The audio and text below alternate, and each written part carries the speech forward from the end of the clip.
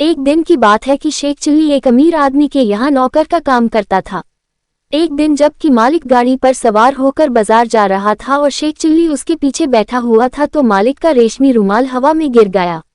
मालिक ने रुमाल को न देखा, परंतु उसने देख लिया, लेकिन उसको उठाया नहीं। इत्तेफाक से मालिक रास्ते में एक दुकान के पास जाकर ठहरा।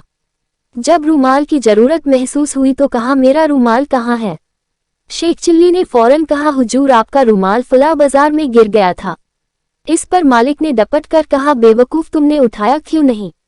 उसने हाथ जोड़कर कहा, हुजूर का हुक्म न था। मालिक ने गुस्से से दोबारा देखते हुए कहा, जब कोई चीज हमारी या गाड़ी वगैरह की गिरे उसे फौरन उठा लिया करो।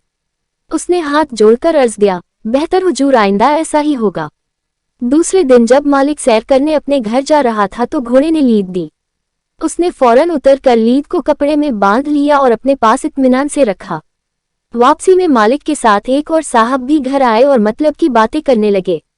अब शेख चिल्ली ने अपनी ईमानदारी का सबूत देने के लिए वही लीद कपड़े में बंधी हुई मालिक के सामने पेश कर दी और अदब से कहा, हजूर की आज्ञा से घोड़े की गिरी हुई चीज को उठा लिया था।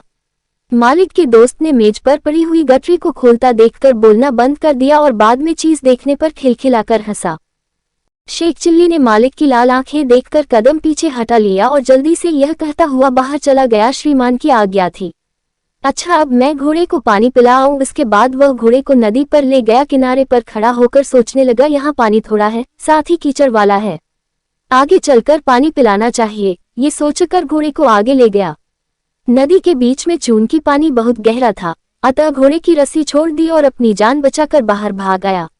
उसका विचार था कि घोड़ा इसी तरफ आ जाएगा, मगर जब घोड़े को गोते खाते और दूसरी तरफ बहते देखा तो शोर मचाने लगा, घोड़ा भाग गया, घोड़ा भाग गया। इसी तरह चिल्लाता हुआ मकान पर आ गया और मालिक को हाँ फता हुआ हाल सुनाने लगा। मालिक ने उसकी बात पर विश्वास करके अपनी तलवार उठा ली जो वह शाम को अपने पास रखता था। शेख चिल्ली को साथ में लेकर वह नदी पर गया।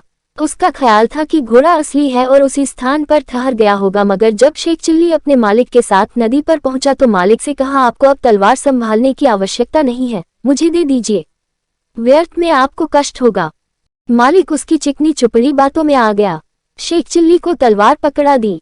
किनारे पर पहुंचकर शेख चिल्ली ने मालिक को उस तरफ रुख करके बताया जिधर पानी गहरा था और घोड़ा गर्क हुआ था। कहा, श्रीमान, यहाँ से घोड़ा भाग गया था। चिन्ह बताने के लिए कोई कंकर नहीं उठाया, बल्कि जोश में तलवार ही को उस निशान पर फेंक दिया। मालिक इस मूर्खता की हद को देखकर सहन न कर सका।